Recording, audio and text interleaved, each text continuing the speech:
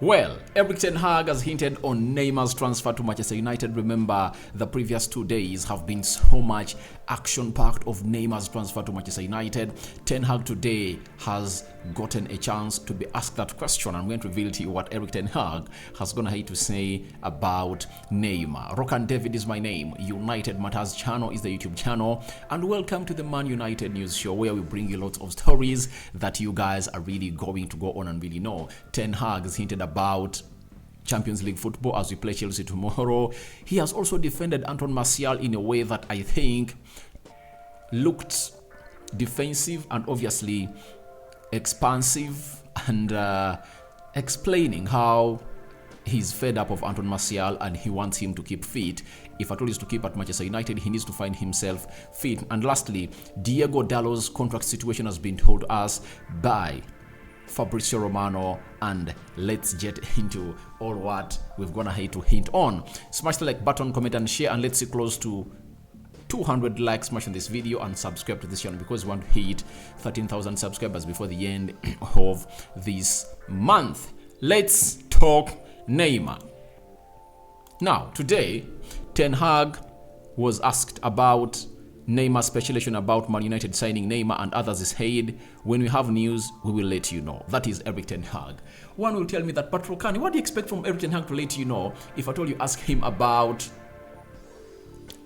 any sign that we're going to come in through? We expect 2 answers. That one, that when we have news, we'll let you know. And secondly, he'll also tell you that I don't talk about players that are not players of Manchester United, or I don't talk about players that are for other teams. Those are the responses that you expect from Erik ten Hag. So, to me, I think something can be worked out. You know, Neymar, now Mason Mount is another one that even David Austin has gone ahead to hit on. I'm going to bring you that story later. Kim Min-jae, United have been scouting the player and they've gone ahead to talk to his entourage. Looks like they're pushing to sign the player. Rabiot on a free is another one that United is being linked onto. Harry Kane, or Victor Osimhen, or Rasmus Højlund, or Dusan Vlahovic. United will have to sign one of those 4 strikers to come in through and obviously lead the line for United as the number 9. So it shows you that never say never on every story, but Erik ten Hag has gone ahead and really given us a huge hint about Neymar, that we will have news. When we have news, we will let you know about the news. But to me, you tell me you're getting me Neymar, I take him on any day. Do you know why? Look at the games we're going to hate to play. You know, we lack creativity. We lack creativity. I understand Neymar is this kind of person who understands that even if I play 30 minutes for starters, some games I play 60, he won't be complaining for that because you know that competition is really stiff. And secondly, if you are a sympathizer of Marcus Rashford and Garnacho, you would want them to be facing a competition of Neymar, because that means Rashford will offer us more than he's offering us right now, because I've been verbal in here for you as I told you that Rashford might find himself on the bench next season if at all Garnacho hits his levels next season. That's it. If Garnacho continues to be exciting as he is, and he continues to show Erik ten Hag that, please, I can now play close to 60 or 90 minutes and really be effective the entire 90 minutes, Rashford is in trouble. That's it. But there is the other side of the transfer, that we are having very many left forwards at the club of Manchester United. Jadon Sancho, Garnacho, Marcus Rashford. But as we've already told you that if there is someone better, I would go in for him. That's why, however much Erik ten Hag is liking Mason Mount, but I believe the likes of Rabiot, Sabitzer are better than Mason Mount. That's it, you know. But he might be having his reasons. But I think if the manager is going in for a player that he wants, I'll go ahead and really support him. But there are players that, like them or not, you need them at the club of Manchester United. You know, how many star players do we have at Manchester United? World-class players. I think David De Gea is a world-class player. Varane is world-class. Casemiro is world-class. Eriksen is world-class. So we only have 4 world-class players. You know, so if we get in another world-class player, the names of Neymar, I'll be excited to have Neymar at Manchester United. That's it, because I know he's not going to be here for very many years. It's a loan. Come here, pay his salary, and let him come out and really offer what he has to offer. If Ten Hag is okay with Neymar, then that will be okay. And I think his response on Neymar shows you that he would really love to have players like him, because he told us like 2 weeks ago towards the game of West Ham that he is now convinced that players that are world class and of pure quality are attracted to joining Manchester United. And I think, to me, it will be something good. But let's wait and see how this is going to go. But I think Ten Hag is talking with a lot of vigor, with a lot of hope, and with a lot of anticipation that he's going to be landing in signings that he really wants at the club of Manchester United. That's going to be our happiness, because the more we improve that squad, the more we come close to winning the trophies. That's it, because Ten Hag next season, having played in 2 finales, Carabao Cup and the FA Cup, knocked out at the quarterfinals of the UEFA Europa League, finishing 3rd or 4th in the Premier League, I think he wouldn't not like to go below those standards that going to set, meaning that he's going to going in for trophies. And that's why he had the following to say again when he was asked about the UEFA Champions League football. This is what he had to say. Ten Hag: we want to win every game. That is what we do all season. So tomorrow we want to do the same. We want to win the game, play dominant football, and get the job done. That is Erik Ten Hag for you. So he shows you that his motto has been simple. We want to win every game at the club of Manchester United. That's what United is all about. That's what is the DNA of Manchester United. That's what made us what we are under Sir Alex Ferguson. And Ten Hag believes that we shouldn't go below those standards. And now, I've told it to you previously that the standards Ten Hag is going to hate to set this season, he just wants to go on and maintain them and obviously win the Champions League or win the Premier League. That's it. And he is a very ambitious manager. I brought you that story of Casemiro when he told us that for Erik Ten Hag, even 100% is not enough, because he will keep calling in for more and more and more and more and more and more and more and more of what you can offer. And unless otherwise, it feels like you are extinct, but he will continue to ask more and more from you. And that's why Ten Hag wants quality players, because he knows quality players will always have that ceiling that they've not yet hit.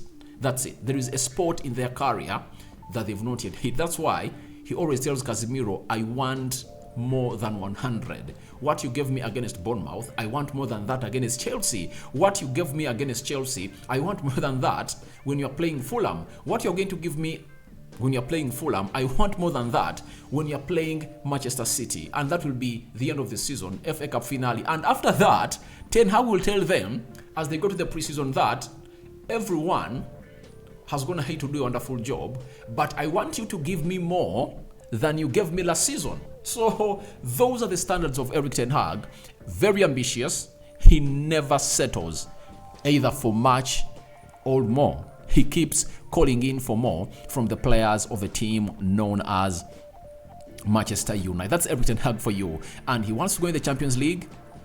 And I'm really excited to see how he's going to go ahead and really operate in the Champions League, because he's going to get in signings, world-class signings, and after getting them in, I want him to compete favorably in the Champions League. At Ajax, he played the semi-final, he has played quarterfinals, he has played second rounds, knockout stages of the Champions League. So I want to see what Ten Hag has to offer to Manchester United in the Champions League when he has been given the funds and obviously bought in players. I think if we're going to get in 4 or 5 players, he will be all set to compete in the Champions League. There is nothing more that Ten Hag will be demanding from the board if at all they get him 5 players like Rabiot, Kim Min-jae, Harry Kane or Victor Osimhen, maybe a James Maddison, a Mason Mount, and another player. So I 100% believe that Ten Hag has been given the best that he deserves, and he is living the best of his life. That's it. So let's see how this summer is going to go, because last summer he was backed very well. The January transfer window was a little bit fishy, but he managed to weather through the storm. He braved through the season, and here he is looking to win the game tomorrow. If at all he wins his 2 remaining games, United will finish 3rd into the Premier League table. That's it. So that is Erik ten Hag for you. And then he had to defend Anton Martial as he was asked about him. And very many people have come out and we reveal that Ten Hag wants to sell Anton Martial because he's so much injury prone. But Ten Hag has said the following, that if you are not available, you can't score. When he was available, he played better. The team is winning games. Sorry, when he was available, we play better. The team is winning games. He's also scoring goals, but he has to be available. Meaning that Ten Hag isn't annoyed with Anton Martial. All what he wants is to see Anton Martial coming in through and obviously being available like he has been ever since he started playing for Manchester United. I think that game was it on the 1st of April? 1st, 2nd of April, because I think that's when Anton Martial returned. That's when he returned and really played the games. Ever since then, he has really played very many games for Manchester United. Let me see here. I want to be real over this. 13th March. What is 13th March? 5th March. Against Liverpool, he never played.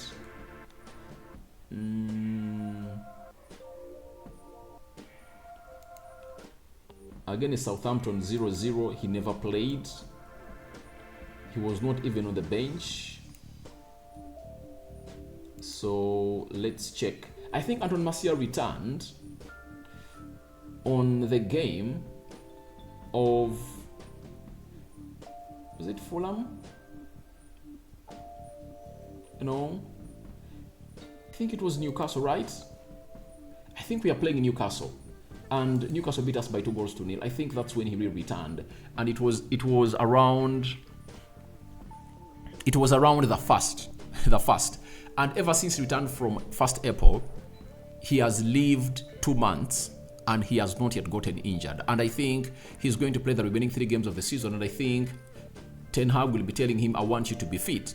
Find means of keeping yourself fit. And it looks like the physio team of Manchester United has gone ahead to know what exactly they need to do to keep Anton Martial fit, and that's why sometimes he plays him 60 minutes, sometimes he plays 30. So that is Erik ten Hag for you. So he has known how to keep him and really keep him fit. But to me, I want Anton Martial to offer us a little bit more. You know, he needs to score goals.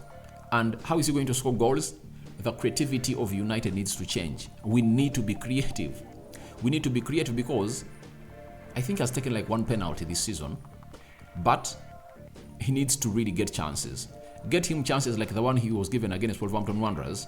He'll place that ball in the back of the net. He's one of those players that I know that is really clinical and he's not selfish. That's the beauty about him. So I think with that response, it's going to calm down every talk that has been in the media about Anton Martial and him being wanted out by Manchester United, that they want to sell him. And people don't know that Erik ten Hag needs 3 strikers. So if at all he gets in Harry Kane and has Anton Martial, there will be a deficit of 1. And you'll find us keeping Wout Weghorst. If we get in Rasmus Højlund and Harry Kane, even Martial will stay because Ten Hag needs 3 centre forwards.